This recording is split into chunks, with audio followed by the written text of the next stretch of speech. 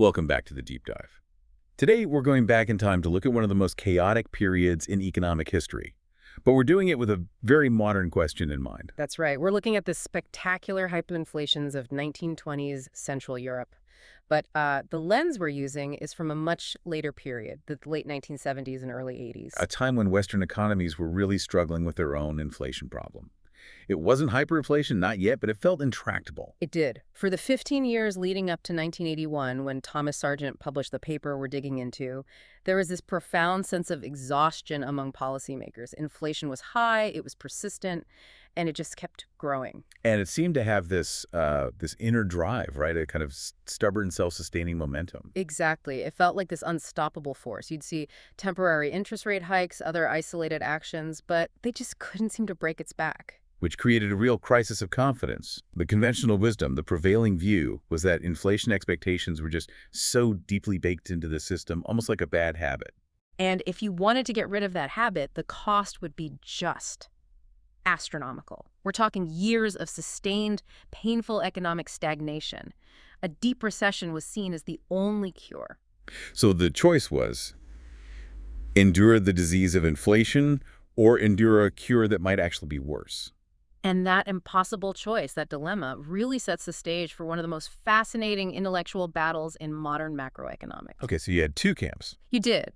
On one side, you had what we'll call the traditional momentum view, which argued for that slow, painful, grinding disinflation. And on the other? The other side was the new kid on the block, the emerging rational expectations view, championed by people like Sargent.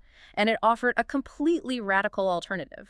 So that's our mission for this deep dive. We're going to use Sargent's study of these four massive hyperinflations in Austria, Hungary, Germany, and Poland as a kind of historical laboratory. They're extreme experiments, and by looking at these extreme cases, these spectacular implosions, we can see what really stops that momentum. Does history show the slow, painful grind that everyone feared in 1981? Or does it show something else entirely, something much faster and much more about policy?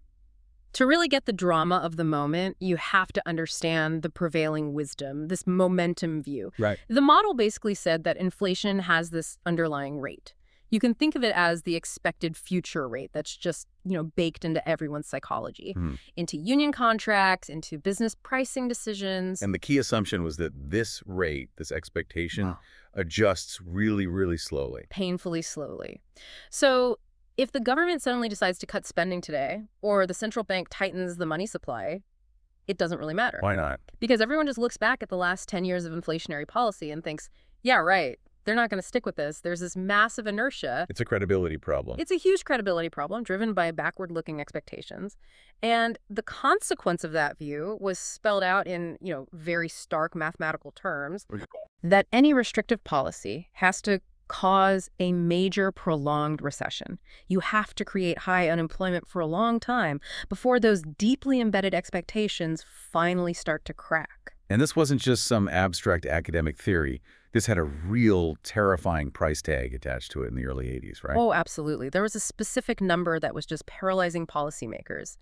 The estimate, widely cited, was that for every single percentage point you wanted to cut from the annual inflation rate, Yes. it would cost the U.S. economy $220 billion in lost annual GNP. $220 billion for 1 point. For 1 percentage point. So you do the math. The U.S. was running, say, 10% inflation. To get to zero, that implied a cumulative loss of over $2 trillion in output spread over many years. That's politically impossible. It was deemed prohibitively high. It basically made price stability look like economic and political suicide. It created this narrative that you were just stuck. Okay, so that's the dead end, the brick wall. Yeah. And then rational expectations comes along. It comes in like a lightning strike. Because Sargent, Lucas, Wallace, that whole camp, they looked at the core assumption of inertia and just denied it. They said there is no inherent momentum. So what was causing the high inflation expectations then? They argued the expectations were high for a very good reason. They were warranted. They were a perfectly rational response to the government's entire long-term policy regime. So it's not that I'm just dumbly looking at last year's inflation number. No. It's that I'm looking at a government that is constantly running huge deficits and paying for them by printing money. And I rationally expect them to keep doing it. You've got it. That's the heart of the RE view. A temporary rate hike today means nothing if I believe your underlying fiscal strategy is still broken. Why would I, as a worker, accept a lower wage increase if I know you're just going to have to print money again next quarter to pay your bills? The momentum isn't psychological inertia, then. It's the market rationally recognizing that the inflationary strategy is still in place. Exactly. It's persistence, not momentum. That That changes everything about how you stop it. It's not about a long, slow war of attrition. No, the implication is radical. Inflation can be stopped much more quickly, potentially almost overnight. But only if. Only if there is an abrupt, dramatic, and crucially, a widely believed change in the entire policy regime.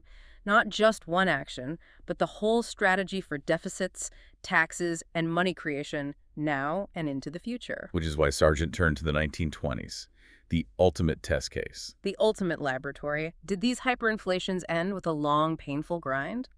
Or did they stop on a dime? And to understand how they stopped, Sargent says we have to get really precise about our language. We need to separate actions from regimes. This distinction is everything. It's really the core of the dynamic macroeconomics he's applying here. Okay, so let's define them. An action is... An action is a one-off decision. It's setting the tax rate for this quarter. It's deciding the size of the deficit for this month. It's a single move. Whereas a regime, that's the whole rule book. It's the whole rule book. It's the strategy, the fundamental commitment that dictates how you're going to make those individual moves again and again into the future.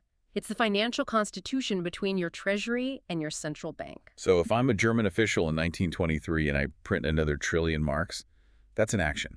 Right. But if I pass a new law, a constitutional amendment even, that makes it illegal for the central bank to ever lend to the government again. That's a regime change. That is a regime change. And this is where the famous Lucas critique comes in. It's a huge pillar of RE theory. And what does it say?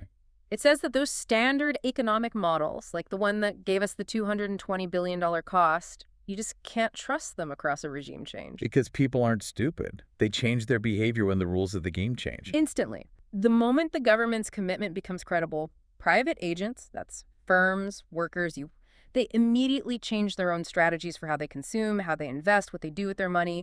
All the old relationships break down. So that $220 billion number was based on a flawed assumption. It assumed people would keep acting as if the old inflationary regime were still in place even after a radical change. Exactly. It assumes the economy's internal wiring stays the same even after the government completely reroutes the main power lines. And that brings us to the nature of the currency itself. What was backing it? In these post-World War I countries, Austria, Hungary, Poland, Germany, they were off the gold standard. So the answer was nothing. It was fiat money, yes. But Sargent and Keynes before him pointed out that even fiat money has a form of backing. And that is? The government's own budget policy.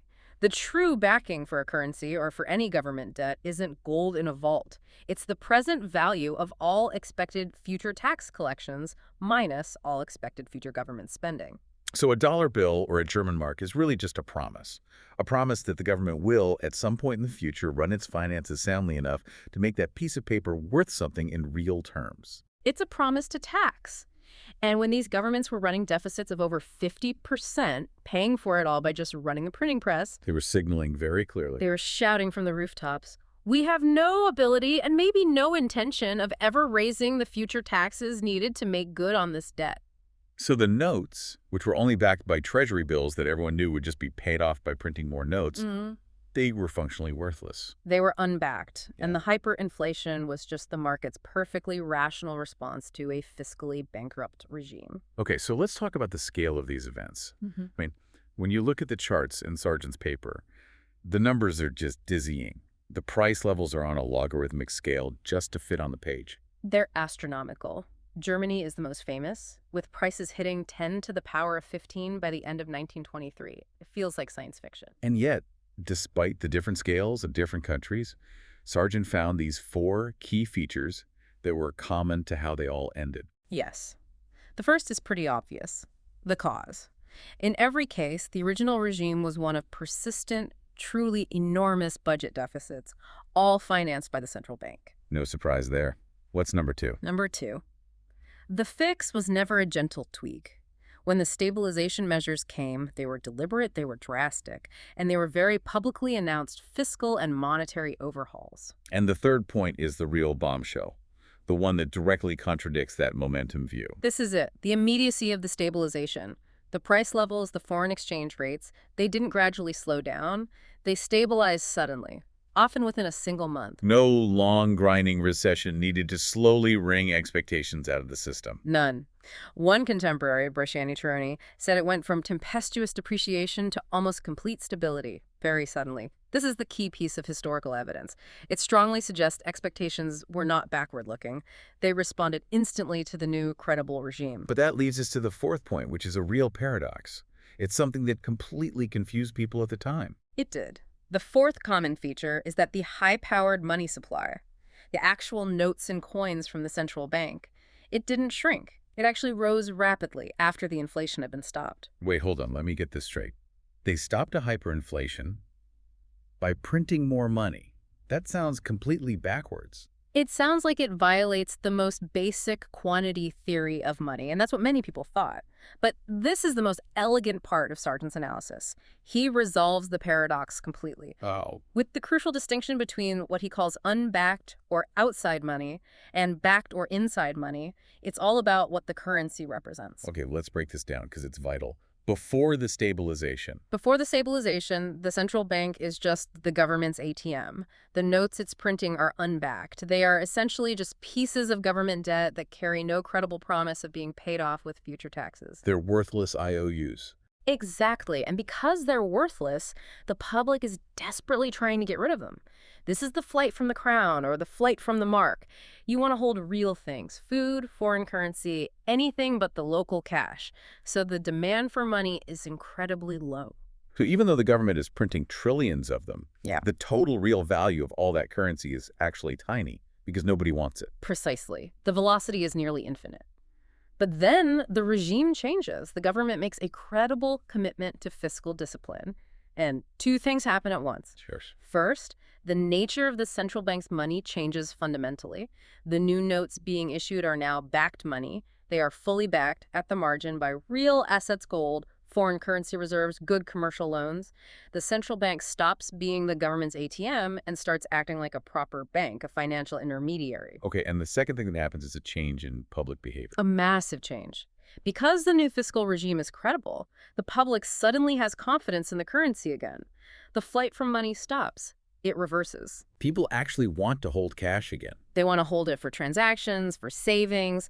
They start bringing their hoarded dollars and pounds back to the bank to exchange for the local currency.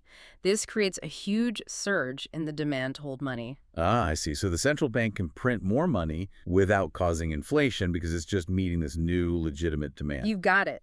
The rapid growth of the money supply after stabilization was a consequence of success, not a threat to it. It was the sign of a healthy recovery in money demand. That completely flips the paradox on its head.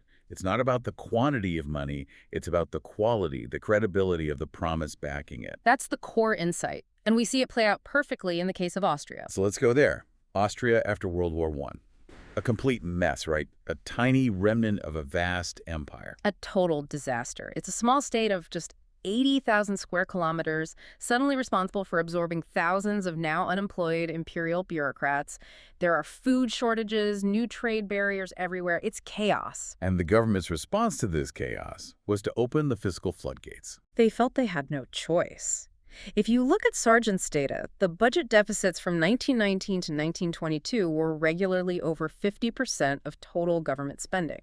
50%. Just to be clear, that means for every $2 the government spent, one of them was brand new, printed money. That's right. Financed by selling treasury bills directly to the Austro-Hungarian bank. This led to a 288-fold increase in note circulation in just a few years. Unbelievable. And it gets worse. The central bank was also making private loans at interest rates of 6 to 9%, while annual inflation was screaming past 10,000%. So they were literally paying people to take money. It was a gift. It just fueled the flight from the crown even more, and then suddenly it stops. The crown stabilizes on international markets in August 1922. Domestic prices follow a month later. What happened? The League of Nations. The League of Nations. They stepped in and provided a binding commitment mechanism that the domestic government simply could not create for itself. It was a three-layered credibility injection. Okay, layer one. Layer one was money. A big international loan of 650 million gold crowns. That gave them immediate breathing room. Layer two. Layer two was the institutional change. The creation of a new independent Austrian national bank in January 1923 with one simple, strict, legally binding rule: no more unsecured loans to the government. Full stop. And the third layer was the enforcement mechanism. This was the genius of it. Austria had to accept a commissioner general, an official from the League, who would live in Vienna and physically monitor the government's budget to ensure they stuck to their promises. So an external supervisor, the political handcuff we talked about. That's exactly what it was. It made it impossible for domestic politicians to backtrack. And this was paired with truly drastic fiscal cuts. They promised to balance the budget in 2 years by firing people, a lot of people. They promised to discharge 100,000 state employees. They raised prices on government services. They brought in new taxes. This was real politically painful austerity. And what about the cost? Did they suffer the deep, prolonged recession that the momentum view predicted? Well, there was a cost. Unemployment definitely went up. It jumped from about 8,700 to 167,000 in a little over a year. So there was real pain. Right. But the stabilization itself was instantaneous. And the total cost in lost output was absolutely trivial compared to that $2 trillion figure that was haunting the U.S. in 1981. The pain was sharp and immediate, but it wasn't the long, drawn-out death spiral the old models required. And the Hungarian story sounds very similar. It's almost a carbon copy, just with different details. Hungary also came out of the empire in ruins, but with this huge added problem of uncertainty over war reparations. Nobody knew how much they'd have to pay. And uncertainty is the enemy of credibility. Absolutely. If the market can't figure out your future liabilities, it can't value your currency. So they also fell into deficit finance. Sargent points out that in Hungary, a huge part of the money creation actually came from those bogus private loans at super low interest rates. A kind of backdoor money printing. Yes. But again, the stop is just as abrupt. Prices stabilize in March 1924, even while the central bank's balance sheet keeps expanding. And the solution is the same. The same recipe. The League of Nations steps in, clarifies the reparations issue, arranges a loan, and supervises the creation of a new independent Hungarian national bank that is legally forbidden from bankrolling the government. External constraint works again. Okay, which makes Poland the really interesting outlier here, because they managed to stop their inflation, at least initially, without the League's help. Poland is a fascinating case.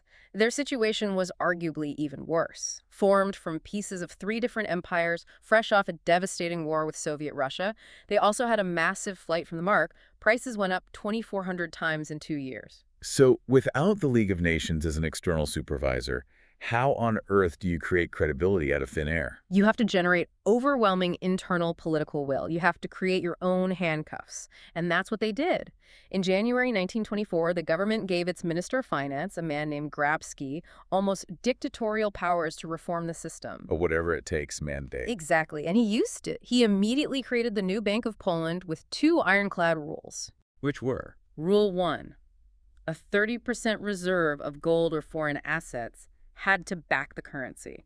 Rule 2, and this was the killer app, a statutory, legally binding limit on how much credit the bank could ever extend to the government.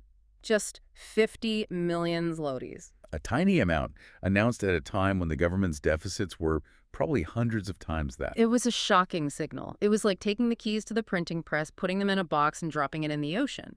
The government then followed through, hammering the budget into surplus within a year. And the paradox holds. Money supply went up afterwards. It did. Note circulation more than tripled after the stop, but it was all good, backed money that people now wanted to hold. But the sources note there was a bit of a wobble later, a renewed threat of inflation. And that's a crucial part of the story. In 1925, they got a bit complacent. The central bank started making some questionable loans again. And what happened? The currency immediately became unstable. So credibility isn't a one-time thing. It's not. It has to be earned every single day. That little relapse proves the theory just as much as the initial success. The market is always watching the regime. Which brings us to Germany, the most extreme, the most famous, the most terrifying example of them all. Germany is the benchmark. And the story there is completely dominated by one thing: the staggering reparations debt from the Treaty of Versailles. That debt just cast this long shadow over everything. It created what was basically insurmountable uncertainty. There was no plausible fiscal plan that could accommodate those payments, so the foundation for sound money was just gone from day one. And the real trigger for the hyperinflationary spiral was the French occupation of the Ruhr in 1923. That's when the engine truly ignited. The German government's response was a policy of passive resistance. They basically paid the entire industrial workforce of the region to go on strike. And how did they pay for that? By taking treasury bills to the Reichsbank and demanding they print the money. And this is where a vicious cycle kicks in, related to the tax system. The tax lag. The tax lag. It's a killer in a high inflation environment. Taxes were calculated based on last month's or last quarter's income in nominal marks. Okay, so let's walk through that. If my tax bill is calculated in January. Right, and you don't actually pay it until March. But in those 2 months, prices have gone up 1,000-fold. Then the real value of what the government receives is almost nothing. It's basically zero. So this created a huge incentive for everyone to delay paying their taxes as long as humanly possible, which starved the government of real revenue, which forced them to print even more money. It's a death spiral. To the point where almost the entire government budget was being financed by the printing press. At the peak, yes. And the public completely abandoned the currency. Sargent cites estimates that by late 1923, the real value of foreign currency circulating inside Germany dollars, francs, was several times the real value of all the Reichsbank notes. People were using anything else. And then, late November 1923, it just stops. How? How do you pull back from that abyss? The first step was largely symbolic. They introduced a new currency, the Rentenmark, valued at 1 trillion of the old paper marks. But Sargent calls this cosmetic. Why? Because the Rentenmark wasn't really backed by anything solid. It was notionally backed by a mortgage on all of Germany's land and industry, which sounds impressive, but you can't exactly walk into a bank and exchange your note for a factory smokestack. It was a psychological trick. So where was the real substantive change? The real change was in the institution created to issue it, the Rentenbank. And the law that created it had those same kinds of binding limits we saw in Poland. An absolute cap on the total number of notes that could ever be issued, and a strict low ceiling on how much credit could be given to the government. And that hard limit was the credible signal. That was the regime change, and it was backed up by the most brutal fiscal crackdown imaginable, a 25% cut in government employees, mandatory retirement for tens of thousands, and mass layoffs at the state-owned railways and postal service. We're talking over 200,000 people lost their jobs almost overnight. And what about the economic cost? Did Germany plunge into an even deeper depression in 1924 to pay for this? No, that's the amazing thing. The most painful year was 1923, the year of the hyperinflation itself. 1924 and 1925 were actually years of recovery, with rising output and employment. So the Phillips curve trade-off just didn't exist. It didn't. Yeah. But Sargent is very careful to say that this doesn't mean the inflation was costless. It had devastating real effects. This is the idea of the irrational capital structure. Exactly. When money is worthless, what do? You buy real assets, you build things. People poured money into physical capital factories, machinery, anything tangible. This led to a huge overinvestment in certain sectors. So Germany came out of the hyperinflation with, what, too many factories? In a sense, yes. Too much of the wrong kind of capital, built for the wrong reasons. And this structural imbalance created its own set of problems. Unemployment, difficult market adjustments that lasted for years. So the financial stabilization can be instant, but the inflation leaves these deep, real scars on the economy's structure. Absolutely. The real damage is done on the way up, not during the cure. Okay, so to round out the picture, Sargent gives us a control group, a country that was right next door to all this chaos, but chose a different path. Czechoslovakia. Under their finance minister, Dr. Alois Racine, they provide the perfect counter-experiment. Racine basically saw the cliff ahead and slammed on the brakes from day one. He did. He understood the iron link between fiscal policy and currency value. One of their first moves, in 1919, was brilliant.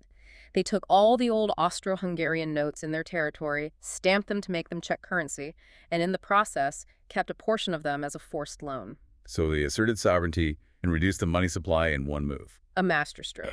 But the real binding commitment was a law they passed that same year. What did it do? It set a hard statutory limit on the amount of unbacked notes the state could issue, only 7 billion crowns.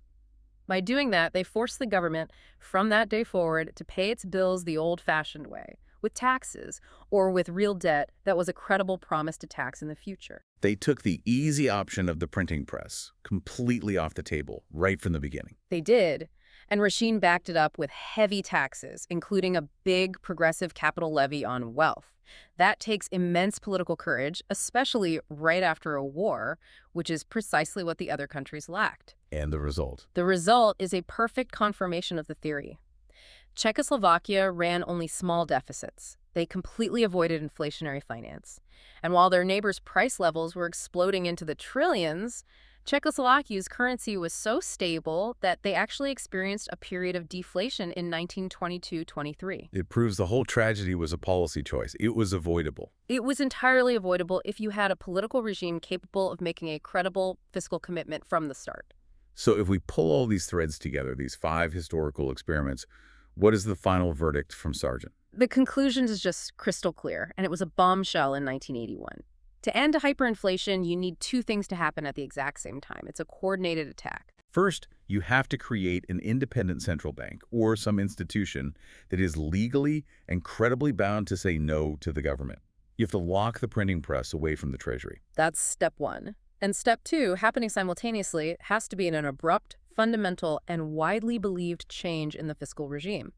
A credible promise to balance the budget and back the national debt with future taxes. And when you have those 2 commitments, public faith is restored almost instantly. Instantly. And the value of the currency stabilizes. You can see why this was such powerful ammunition for policymakers in the early 80s who were staring down that $220 billion trade-off. It completely changed the debate. Sargent's work showed that the high inflation of the 1970s wasn't some mystical momentum. Those high expectations were a rational response to a wishy-washy, non-credible policy regime. The way to break the trade-off wasn't a slow, painful recession. It was a dramatic, credible commitment. It's why these extreme cases from a century ago are still so relevant. They're like economic fables. They strip away all the noise of moderate inflation and just show you the raw mechanics. They make the elemental forces easy to spot. And what you see is that what matters isn't a single monetary action. It's the perceived credibility of the government's entire long-term fiscal and monetary strategy. Which leaves us with the big nagging question for today.